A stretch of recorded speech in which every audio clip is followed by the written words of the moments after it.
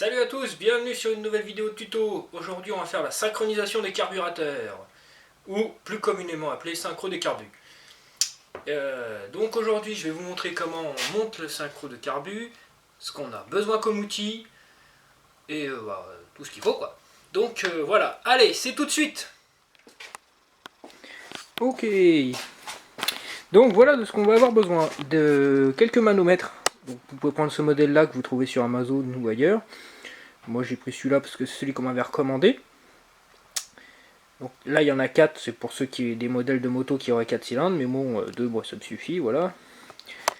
Dans le pack les tuyaux sont inclus, avec tout un équipement pour des raccords de tuyaux, de vis, etc. En fonction des motos, vu que c'est un kit universel. Et alors moi j'ai, bon mon modèle vous le connaissez, c'est la Shadow, toujours sur le modèle 125. Donc pour la 125, pour s'accorder, ça va situer là où il y a ce tuyau là. Donc je peux le débrancher, celui-là il n'est pas compliqué. Hop. En fait il y a un petit tuyau qui est juste ici. J'essaie de zoomer. Désolé pour la qualité. Allez. Ah non, bon le focus il veut pas. Quand ça veut pas, ça veut pas. Donc le petit oiseau là, j'essaie de rester poli sur les vidéos à partir de maintenant. Donc le petit oiseau qui sort, c'est là où on va pouvoir brancher. Et en fait c'est ce tuyau qui est d'origine dessus. Donc vous avez juste à le tirer. Il y aura, si vous avez jamais fait, il y a cette petite bague qui va le retenir. Donc il suffit de retirer la bague et de tirer le tuyau ensuite. Et on vient placer un des tuyaux là.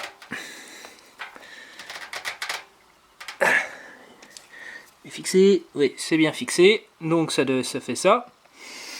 Ensuite l'autre côté qui est la partie la plus embêtante, parce que on est obligé, enfin pour ma part, moi en tout cas je suis obligé de démonter une partie de mon réservoir pour ensuite démonter ma boîte à air pour pouvoir faire ce léger mouvement, car elle se situe.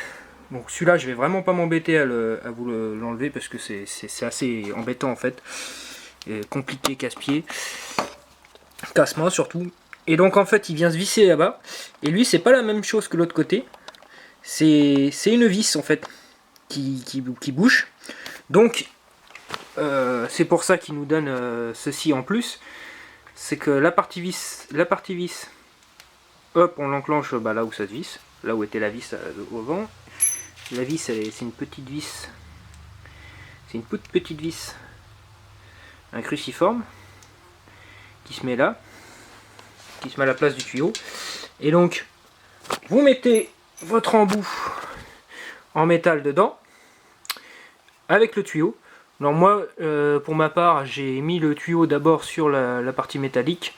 Ce qui m'a permis d'avoir, on va dire, une rallonge pour pouvoir le visser à la main. Sinon c'est vraiment compliqué à faire.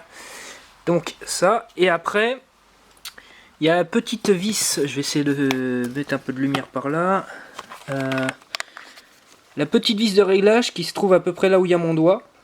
Donc désolé, je peux pas faire de zoom, mon focus il fait pas la netteté dans cette zone là. Et en fait il y a une petite, vous verrez, il y a un petit ressort et en dessous il y a une vis.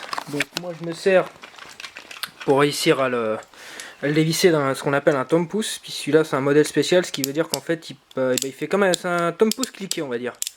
Je sais pas si c'est ce nom là exactement au niveau du terme. Moi j'appelle ça comme ça, un tome-pouce cliqué, ce qui permet de visser dans les deux sens sans obliger de faire un gros mouvement de la main bien compliqué et de renlever le tournevis pour le renclencher.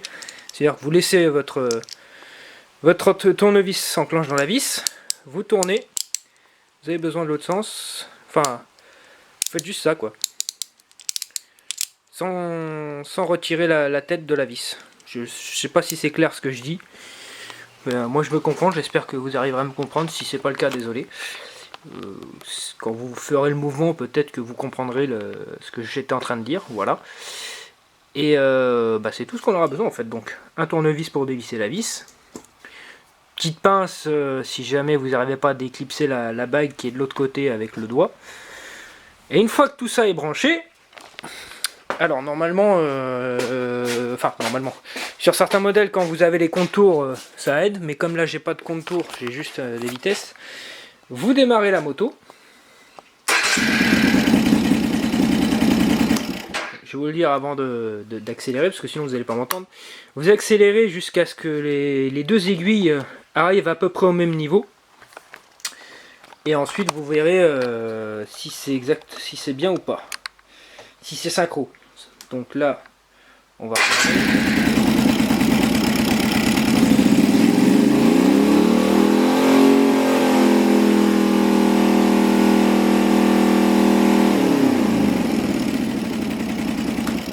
Donc là vous avez vu, c'est pas du tout, celle-là est pas du tout synchro. Il faut que je remonte un peu le carbu pour qu'il revienne au même niveau que celui-ci. Donc je vais prendre mon thumb pouce. Je vais poser la caméra là-bas parce que je vais pas pouvoir vous le filmer de près et en même temps visser parce que c'est galère. Et vous serrez. Vous serrez la vis. Alors est-ce que je suis en bon sens moi là je dévisse. Non c'est pas ça. Hop, là je visse. Ouais. Alors. Donc. On va essayer de ne pas se bouler. Ah ça boule. C'est ce que je viens de dire.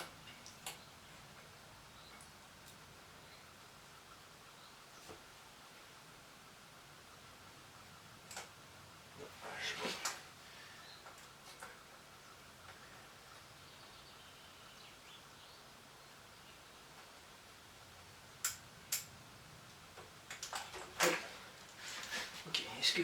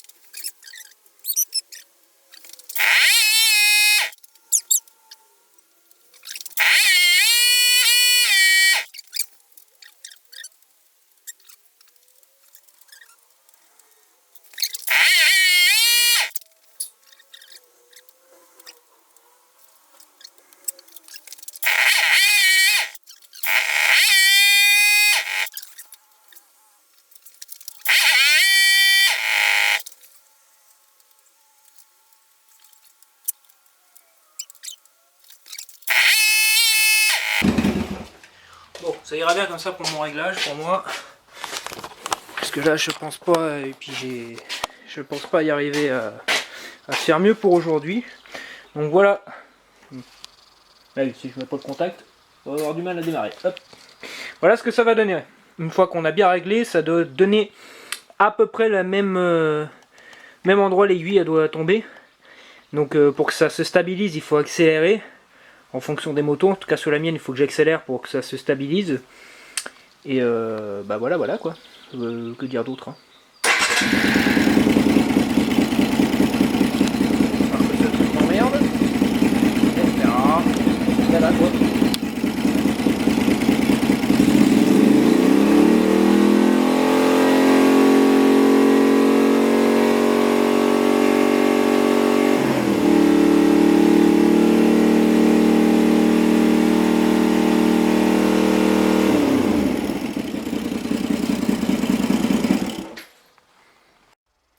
Je vais vous filmer un peu la partie remontage.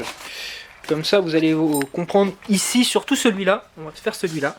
Est-ce que je vais pouvoir y arriver à le dévisser comme ça, lui? Ouais. Je vais y arriver. J'espère. Non, je vais pas y arriver. Ça là 2 minutes. Voilà. Donc, quand je l'ai monté, j'avais débranché ce tuyau là du manomètre. Et j'ai dévissé, enfin j'ai vissé, maintenant je dévisse, comme ça. Tac. Jusqu'au maximum. Bon. Oui, logique, parce que le minimum ce serait pas un peu idiot. Et voilà ce que ça donne. Oui, bon, voilà, donc moi je vais essayer de me mettre sur un endroit où ça focus. Voilà, donc voilà à quoi ça ressemble, la petite tige. Il y a le tuyau qui vient se fixer dedans. Bon, moi je vais le laisser dessus. Il me resservira pour plus tard. Après, une synchro décarbus, c'est bien de... si on roule beaucoup avec la moto, faire la vérification... bon, je dirais au moins une fois par an ou deux. Enfin, une fois par an ou une fois tous les 2 ans. Moi, j'ai refait la synchro décarbus parce que justement, moi j'avais changé de ligne d'échappement et c'est pas une ligne d'origine faite pour les Honda. Enfin, sûrement peut-être un peu, on va dire, parce que quand même vu la forme des tuyaux, mais elles n'étaient pas prévues pour la moto à l'origine. Donc comme c'est une modification qui n'était pas prévue, j'ai dit bon bah je vais refaire une synchro décarbus pour essayer de reprendre un peu de vitesse d'origine. Parfois ça marche. Bon là vu que j'ai le Hanger, pas sûr que je vais remonter à 130. Hein. Avec le Z, oui c'est sûr j'arrivais, mais là je vais pas y arriver. Alors par contre, hop, on va remettre la vis tout de suite.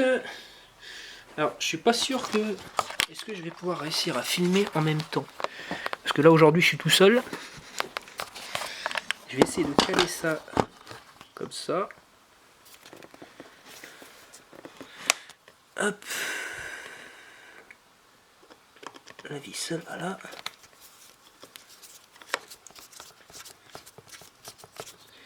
On a voulu faire la synchro décarbus sur la Varus, mais le problème c'est que la tête de vis est foirée. Donc là, j'ai dit à Brad, va voir un garagiste professionnel si tu veux le faire, parce que moi j'ai pas les outils pour t'enlever la vis. Donc voilà, ça c'est le côté plus embêtant. Donc après, bon bah il n'y a plus qu'à remettre les 2 vis qui sont là, rabaisser, revisser, et c'est terminé pour ce côté. Et le côté le plus facile, ça serait bien si les 2 côtés étaient comme ça. On a juste à tirer ça et à remboîter celui-là. Maximum, voilà. Là c'est enfoncé, et donc là tous les tuyaux sont remis à leur place. La vis est revissée. Donc il me reste plus qu'à revisser ma shadow, enfin mon réservoir, enfin avant le réservoir, le machin bidule. Et puis voilà. Donc voilà, vous avez vu à quoi ressemblait une synchronisation des carbus.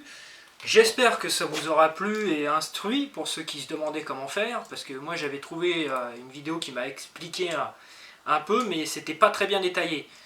Mais ça expliquait le gros. En fait, la personne qui avait fait la vidéo avait fait un montage photo. C'est vrai que malgré ses explications à l'écrit en dessous des photos, il y a certains endroits où j'aurais aimé avoir un peu plus de détails. En fait, au niveau de sa synchronisation, comment il faisait. C'est une autre personne qui m'a expliqué comment faire. Donc moi j'ai essayé de faire cette vidéo pour résumer un peu le tout et essayer de donner plus de détails. Voilà. Donc si jamais vous avez des questions, vous avez des doutes sur certaines choses, n'hésitez pas à me le dire en commentaire ou à m'envoyer un message privé. Je ne sais pas si on peut le faire sur YouTube. Mais en tout cas, si on peut le faire, n'hésitez pas à le faire. J'essaierai de lire votre message si YouTube m'affiche la notif. Parce que oui, je ne relis pas forcément les commentaires, mais j'essaye d'être au plus près, on va dire, d'être présent sur les commentaires. Donc n'hésitez pas à l'écrire, mais si je ne vous réponds pas tout de suite, c'est parce que je suis sûrement occupé à faire autre chose, mais quoi qu'il se passe, je répondrai un jour ou l'autre à votre commentaire. Donc voilà, n'hésitez pas à laisser des commentaires. Si ça vous a plu, donc laissez un like, partagez la vidéo, ça peut toujours être utile pour quelqu'un qui ne s'y connaît pas en mécanique et qui a envie de faire un peu de bricolage chez lui. Ça évitera de... Sur les 125, on peut s'amuser à bricoler nous-mêmes, ça coûte pas grand-chose, puis si ça foire, c'est de la 125, donc les pièces des 125 restent pas excessivement chères. En revanche, si vous avez des gros cubes, si vous ne vous sentez pas de le faire, faites-le par un mécanicien, ça sera plus prudent. Moi, par exemple, il y aura certaines choses que je vais sûrement laisser faire des professionnels le faire sur ma moto, parce que c'est trop technique pour moi et j'aurai pas forcément les outillages non plus derrière. Voilà. Si vous voulez un exemple de ce que je ne fais pas moi sur ma moto, le changement de pneus. J'ai pas les outils pour, j'ai pas l'équilibrage pour, je préfère laisser faire un pro parce que ça c'est vraiment très important. Voilà. Donc sur ce, likez, partagez, abonnez-vous si ce n'est pas déjà fait. Et puis, bah, bonne chance pour la mécanique.